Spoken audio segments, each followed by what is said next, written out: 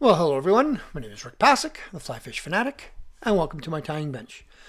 Today we'll be doing a little spider pattern. It's a fairly simple pattern, but I just wanted to just show you guys the versatility of a material, and that is moose mane.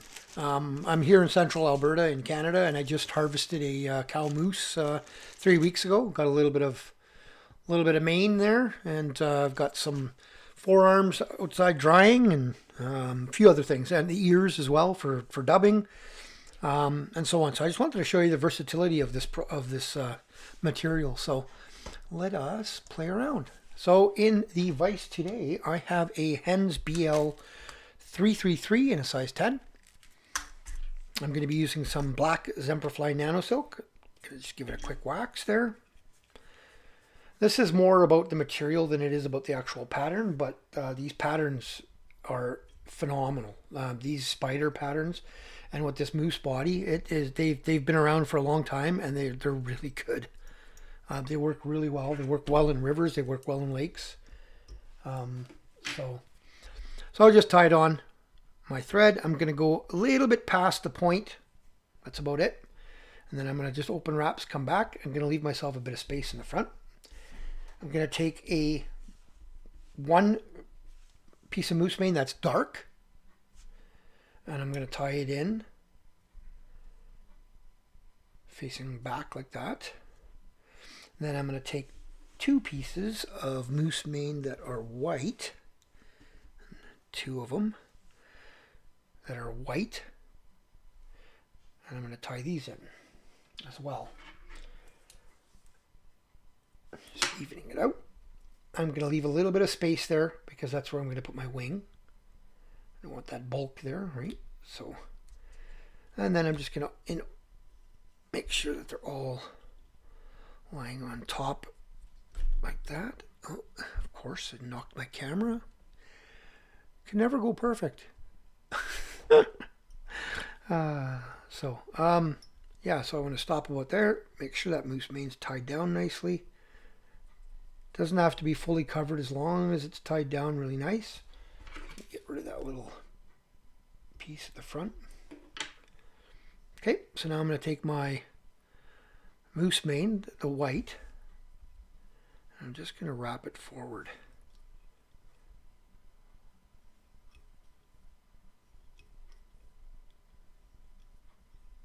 And I get one more here. Yeah, one more. Like I said, leave yourself a little bit of room at the front there for your wing, for your soft tackle.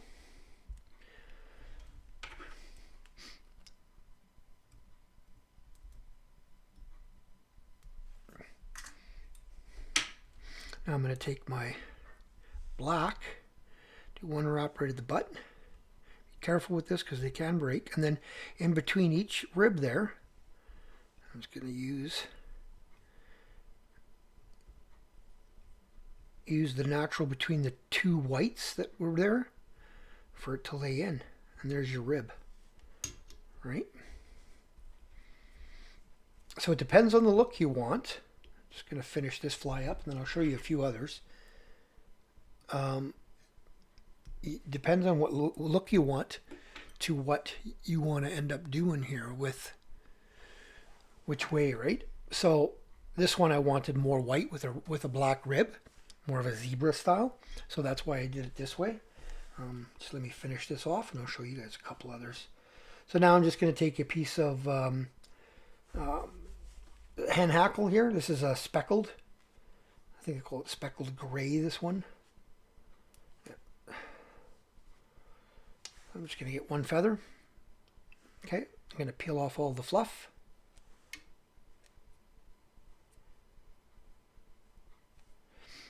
And then I don't want that full amount. So I'm going to tie it in like this, and I'm going to wrap that way. So I want to take this leading edge off.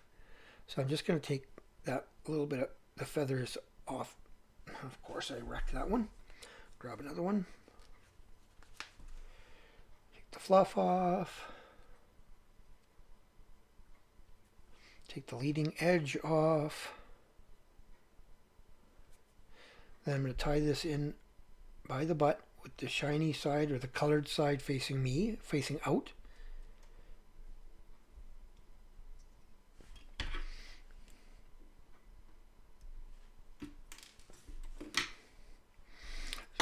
like always, just kind of bend your feather back to kind of break that, not really break, but soften up that center a bit so it goes on nice. And you have to be a bit careful here. See? I'm not having great success with this these feathers today. It's getting this hen saddle patch here is getting a little old, so it could be what it is, but it could also be that I'm just being too rough. One more try. Peel it off again. Get rid of the one side.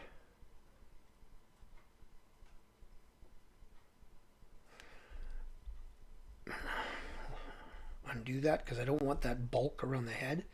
So get that out of there. One more try.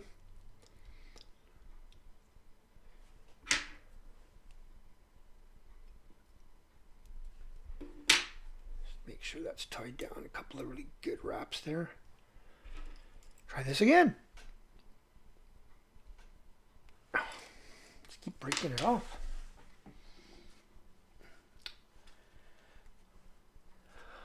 One last attempt. And if that doesn't work, I'll shut the video down and start another one. But it just shows you that even though a person ties a lot, and I'm not saying I'm the best because I'm definitely not, even if a person ties a lot, you still run into these issues. Stuff happens. Now, I'm not sure if it's me being a little too firm when I'm wrapping. I don't think so because I'm trying to be careful, or if it's just these feathers are getting a little old. Now, I did tie 3 or 4 yesterday and I didn't run into this problem, so it could just be that I'm just a little rough today. Peel that side off because, like I said, I don't want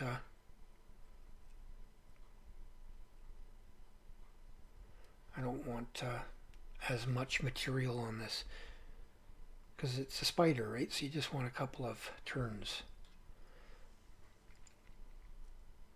And you can do some spiders like that's it, right? You just do like 1 turn, some with 2, some with 3. It depends on what you're going for. I usually like getting just like 2 full wraps in, but I do tie, and I'll show you in a bit, I do tie them sparser and I do tie them thicker. Just hold that back, just build just a little bit of wee head,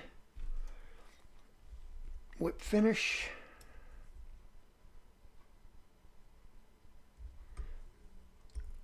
You don't want too big of a head on a spider. Turn your fly. Okay. And grab onto your waist piece there. Just get that out. There's your spider. Really, really sparse, really simple little fly. So like I said, you see there, this one here I've done with a predominantly white body, with the black mane as a rib. Then I can do this one here, which is a black body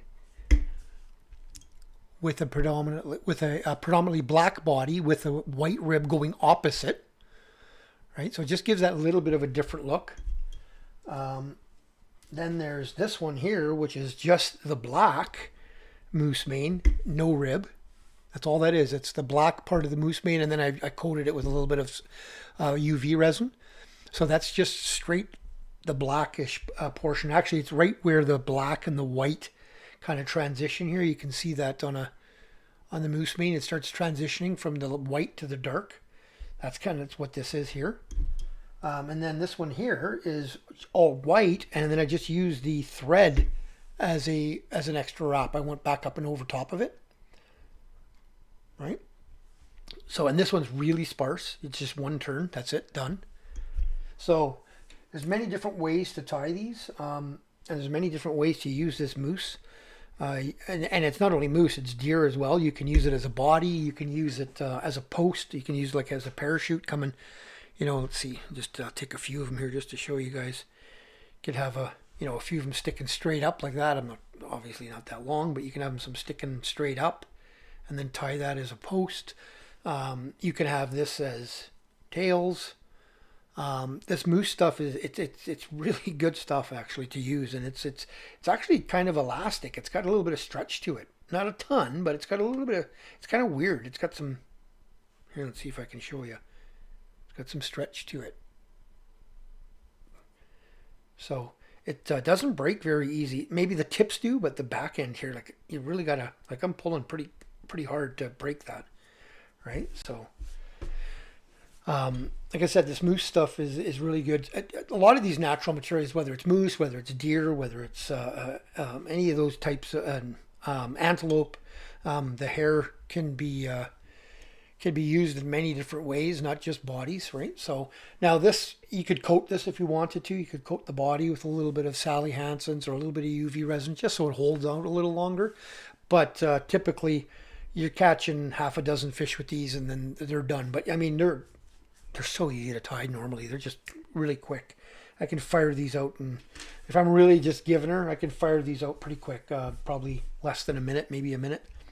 And especially if I pre-prepare everything, get all the feathers all off and get them all, all the fluff taken off and everything like that, and just have it all lined up and go pretty quick. So, alrighty.